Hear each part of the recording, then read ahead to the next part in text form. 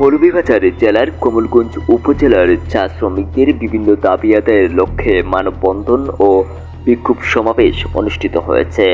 শনিবার সকাল 10:30টায় কমলগঞ্জ উপজেলার যমুনা চত্বরে চা বাগানের সচেতন ছাত্র যুবকদের উদ্যোগে এক কর্মসূচি অনুষ্ঠিত হয়।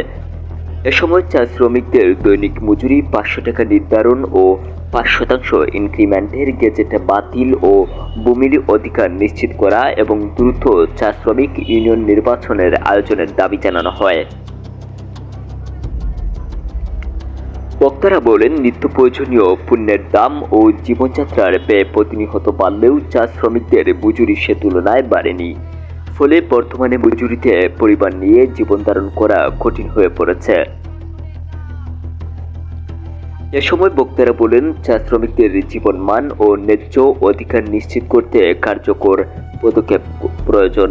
তারা জানান, 5% ইনক্রিমেন্টের গেজেট বাতিল করে দৈনিক মজুরি 500 টাকা নির্ধারণের পাশাপাশি ভূমির অধিকার নিশ্চিত এবং চা শ্রমিকদের ইউনিয়ন নির্বাচনের আয়োজন করতে হবে দ্রুত।